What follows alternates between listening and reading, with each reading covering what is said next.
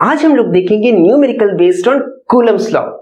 कहते हैं फिजिक्स के न्यूमेरिकल्स को सॉल्व करने के लिए कंसेप्ट का क्लियर होना बहुत इंपॉर्टेंट होता है। हाँ, बिल्कुल सही।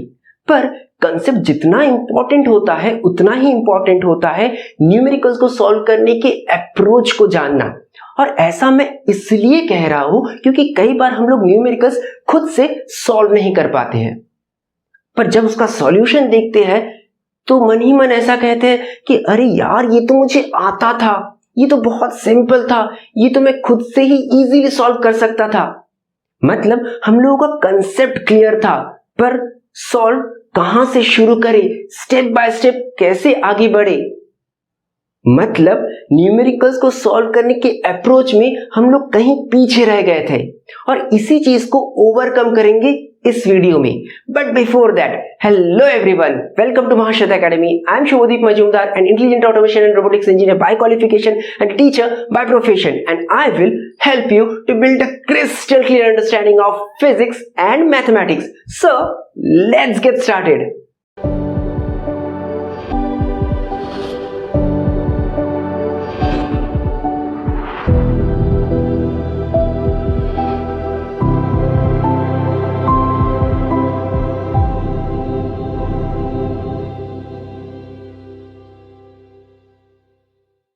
2 point charges A and B having charges plus Q and minus Q respectively are placed at certain distance apart and force acting between them is F. If 25% charge of A is transferred to B, then force between the charges becomes, these are the options. तो ये रहा हम लोगों का first numerical जो NEET 2019 में आ चुका है। 2 पॉइंट चार्ज A और B में प्लस Q और माइनस Q चार्जेस है और ये एक दूसरे से एक पर्टिकुलर डिस्टेंस पर है। दोनों ऑपोजिट चार्ज है, तो फोर्स का नेचर कैसा होगा? अट्रैक्टिव। और इन दोनों के बीच जो फोर्स एक्ट हो रहा है वो है F। क्वेश्चन में पूछा गया है कि अगर A में मौजूद टोटल चार्ज से 25% चार्ज को B में ट्रांसफर करते हैं तो फिर A और B के बीच में फोर्स ऑफ अट्रैक्शन कितना होगा। तो चलिए इसे सॉल्व करते हैं। पूरे क्वेश्चन में इन दो चार्ज के बीच के डिस्टेंस को कहीं मेंशन नहीं किया गया है। So let's suppose the distance between them as R. Using Coulomb's law, the force of attraction between the charges plus Q and minus Q will be F equals to K plus Q into minus Q divided by distance square, that is R square. Let name this expression as equation number 1. अब point charge plus Q से 25% charge B पर transfer किया गया है, तो point charge E में कितना charge बचा? Obviously 75%. परसेंट मतलब 75 divided by 100 which equals to 3/4Q. तो B का टोटल चार्ज कितना होगा? माइनस Q पहले से मौजूद था और 1/4Q ऐड हुआ, therefore minus Q plus 1/4Q that is minus 3/4Q.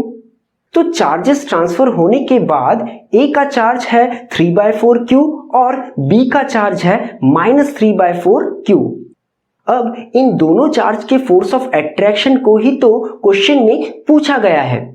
Using Coulomb's law, force of attraction कितना होगा? Let this time the force between them is represented by using F'. So it will be equal to K plus 3/4Q into minus 3/4Q divided by R square, that is distance square. After multiplying 3/4 into 3/4, the expression will be F dash equals to 9/16 K Q square divided by R square. This term is equal to F. Therefore, F dash equals to 9/16 F. तो answer कौन सा हुआ? Yes, third वाला option. Now let's move on to the next problem. Here is our next numerical. Two identical conducting sphere A and B carry equal charge. They are separated by a distance much larger than their diameter and the force between them is F. A third identical conducting sphere C is uncharged. Sphere C is first touched to A, then to B, and then removed. As a result, the force between A and B would be equal to, these are the options. ये question JEE mains 2018 में आ चुका है। दो conducting sphere है A और B, जिनमें समान charge present है और उनके बीच की दूरी उनके डायमीटर की तुलना में बहुत ज्यादा है। दोनों के बीच में फोर्स है F। एक तीसरा कंडक्टिंग स्फीयर C जो बिल्कुल A और B जितना बड़ा है, पर उसमें कोई चार्ज नहीं है। उस स्फीयर को पहले A के संपर्क में लाया जाता है, फिर A से हटाकर B के संपर्क में लाया जाता है, फिर उसे पूरी तरह हटा दिया जाता है। ऐसा करने पर स्फीयर A और B के बीच फोर्स कितना होगा, यही पूछा गया है क्वेश्चन में। तो चलो इसे सॉल्व करते हैं। इस क्वेश्चन में कंडक्टिंग स्फीयर A और B में कितना चार्ज है और ये एक दूसरे से कितने डिस्टेंस पर है, ये कहीं मेंशन नहीं किया गया है। बस दोनों ही कंडक्टिंग स्फीयर में सेम चार्ज है, इतना कहा गया है। So let's suppose the charge present on them is Q and the distance between them is R. तो ये दोनों एक दूसरे पर फोर्स एक्ट करेंगे जो रिपल्सिव नेचर का होगा, क्योंकि दोनों पे ही सेम चार्ज है। Either we can consider both positive और both negative, it's up to you. और इस फोर्स का मैग्नीट्यूड कितना होगा, ये तो हम कूलम्ब्स लॉ यूज करके निकाल ही सकते हैं। F equals to K, charge on A is Q into charge on B is also Q divided by distance square, that is R square. Let's denote this expression using equation 1.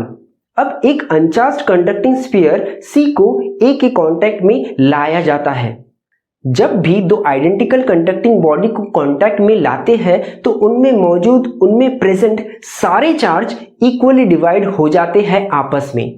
C uncharged है और sphere A में Q charges present है, तो A और C का total charge कितना हुआ, Q। अब इसे दो हिस्सों में इक्वली डिवाइड करते हैं तो हर एक हिस्सा कितना होगा, Q डिवाइडेड बाय 2। तो A में चार्ज हो गया Q बाय 2 और C में भी चार्ज हुआ Q बाय 2। अब इस स्फीयर C को जिसमें Q बाय 2 चार्ज है उसे B के कांटेक्ट में लाया जाता है। अब की बार भी पिछले बार जैसा ही होगा।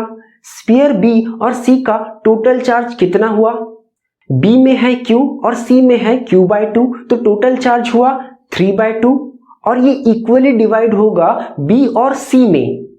इक्वली दो हिस्सों में डिवाइड होने पर कितना होगा, 3 by 2 divided by 2 which equals to 3 by 4। तो स्फीयर B में चार्ज हुआ 3 बाय 4 और स्फीयर C में चार्ज रहा 3 बाय 4। अब क्वेश्चन में पूछा गया है स्फीयर A और B के बीच फोर्स कितना होगा। फोर्स तो हम लोग निकाल ही सकते हैं, बहुत सिंपल है। Let this time the force between them is represented by using F dash. So using Coulomb's law the force between A and B will be F dash equals to K into charge on sphere A that is Q by 2 into charge on sphere B 3 by 4 Q divided by distance square, that is R square. Multiplying 1 by 2 with 3 by 4, the answer comes out to be 3 by 8 into K Q square divided by R square. Using equation 1, this term can be replaced by F. Therefore, the force between sphere A and B will be 3 by 8 F. So, the correct option is the first option. ये दोनों numericals बहुत simple थे, पर इनमें एक चीज ध्यान देने लायक था। दोनों ही न्यूमेरिकल्स में हम लोगों ने फोर्स के मैग्नीट्यूड को कैलकुलेट किया है। कहीं पर भी फोर्स का कोई डायरेक्शन इन्वॉल्व नहीं था, पर फोर्स तो वेक्टर क्वांटिटी होता है, मतलब उसमें डायरेक्शन इन्वॉल्व होता है। तो न्यूमेरिकल्स भी जरूर फोर्स के डायरेक्शन पे बेस्ड पूछे जा सकते हैं, और ऐसे न्यूमेरिकल्स को सॉल्व करने के लिए Coulomb's law in vector form का क्लियर कंसेप्ट होना बहुत जरूरी है, और वही हम लोग देखेंगे अपने नेक्स्ट वीडियो में। टिल देन, बी बिंदास, be cool, lead life with your own rule. Hasta la vista.